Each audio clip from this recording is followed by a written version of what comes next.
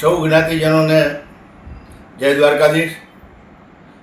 દીપાવલીના 5 દિવસથી આપણે જે તહેવાર મનાવી રહ્યા છીએ એમાં આજે છેલ્લો દિવસ એટલે કે લાભ પાંચમ। લાભ પાંચમના દિવસે પરંપરાગત રીતે આપણે સમસ્ત સાથે ભોજન લઈએ છીએ અને અત્યારે એની વ્યવસ્થા બ્રહ્મપુરી નંબર 1ના નીચલા માળ ઉપર ચાલુ છે।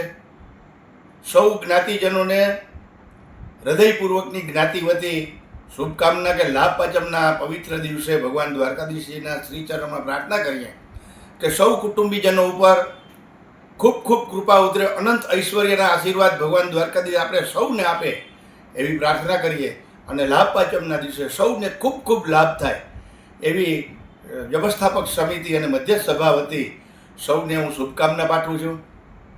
સાથે સાથે 3 આપણે જાહેરાત કરવાની છે।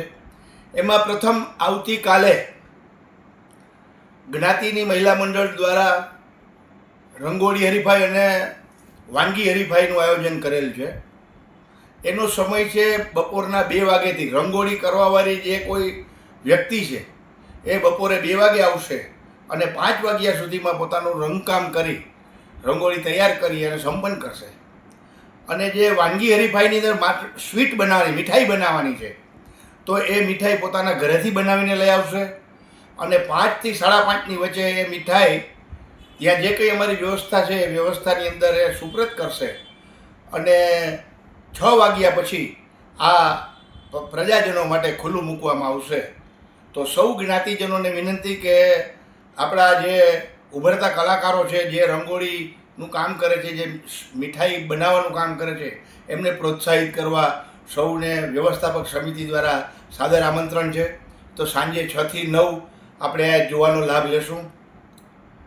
સેકન્ડ નંબરની અંદર સમૂહ લગ્ન એટલે કે આપણા પરંપરાગત રીતે સમૂહ લગ્ન આપણે કરવા જઈ રહ્યા છીએ।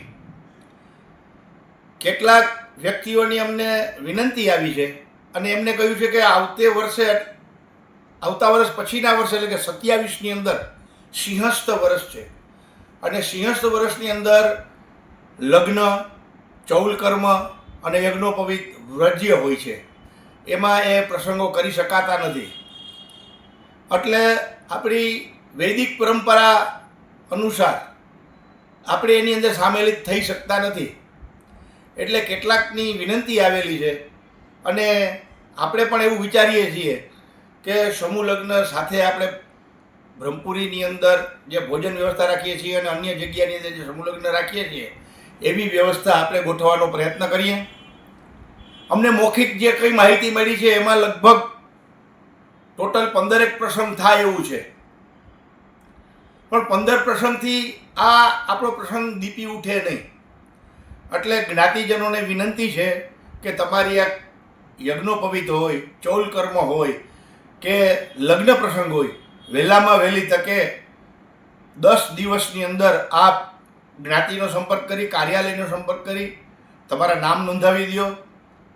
નજીકના ભવિષ્યની અંદર આપણે એ આખો કાર્યક્રમ આપણે ડિક્લેર કરીએ અને અખાત્રીજના દિવસે આ લગ્નનો કાર્યક્રમ આપણે, કારણ કે વત્સલભાઈ અને ઘનશ્યામ ગુરુ પાસે બેઠક થતાં એવોએ જે મુહૂર્ત આપ્યું છે એ અખાત્રીજનું પવિત્ર દિવસ છે અને અખાત્રીજના દિવસે આપણે આ સમૂહ લગ્નનું આયોજન કરવા જઈ રહ્યા છીએ।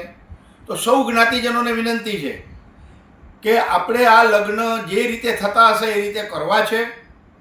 તો સૌને વિનંતી છે તમારા બહારગામ રહેતા સગાવાલાને પણ આ બાબતનું જાણ કરશો અને વહેલામાં વહેલી તકે દિવસ 10ની અંદર તમારા નામ લખાઈ જાય એવી વ્યવસ્થા ગોઠવશો।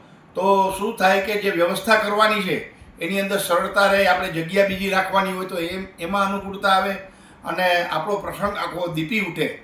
તો સૌ જ્ઞાતિજનોને વિનંતી ફરીથી કે સમૂહ લગ્નનું આયોજન આપણે કરવાનું છે અને આ સમૂહ લગ્નની અંદર આપણે ધામધૂમપૂર્વક જે રીતે પરંપરાગત રીતે કરીએ છીએ એ રીતે આપણે આ સમૂહ લગ્ન કરીશું।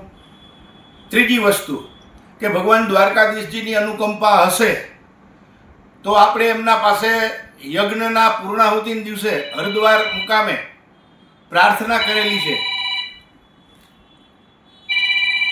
યજ્ઞના દિવસે ભગવાન દ્વારકાધીશને પ્રાર્થના કરેલી છે કે જગન્નાથપુરીનો આપણો યાત્રા પ્રવાસ અધૂરો રહી ગયો છે અને એ યાત્રા પ્રવાસ આપણે લગભગ ભાદરવા મહિનાની અંદર અથવા તો જે કંઈ અનુકૂળતા આવશે એ રીતે આપણે ભાદરવા મહિનામાં અથવા તો આજુબાજુના કોઈ પણ મહિનાની અંદર આપણે આ યાત્રા પ્રવાસ કરવાનો છે. એટલે ભગવાન દ્વારકાધીશજીને આપણે સૌ સાથે મળીને પ્રાર્થના કરીએ કે આપણો આ સંકલ્પ છે એ સંકલ્પ એ સિદ્ધ કરાવે અને જેમ આપણે એક 11 કુંડીનો વિષ્ણુયાગ યજ્ઞ આપણે કર્યો એવો જ કોઈ ભવ્ય યજ્ઞ આપણે જગન્નાથપુરીમાં પણ કરીએ એવું અમે વિચારીએ છીએ. હજી ફિક્સ નક્કી નથી, પણ આપણે એવું કરીએ કે ત્યાં જઈએ છીએ તો કંઈક ધાર્મિક કાર્ય કરીએ. આપણે હરિદ્વારની અંદર ખૂબ જ સફળતા મળી અને આ યજ્ઞ કાર્ય પણ આચાર્ય પરિવાર દ્વારા એકદમ સરસ રીતે કરાવવામાં આવ્યો. તો એવી જ રીતે આ ધામની અંદર પણ આપણે આ વિષ્ણુનું ધામ છે, ભગવાન કૃષ્ણનું ધામ છે અને ત્યાં પણ એક વિષ્ણુયાગ યજ્ઞ કરીએ એવું અમે વિચારીએ છીએ. હજી નક્કી નથી કર્યું. ખૂબ ખૂબ શુભકામના સાથે જય દ્વારકાધીશ.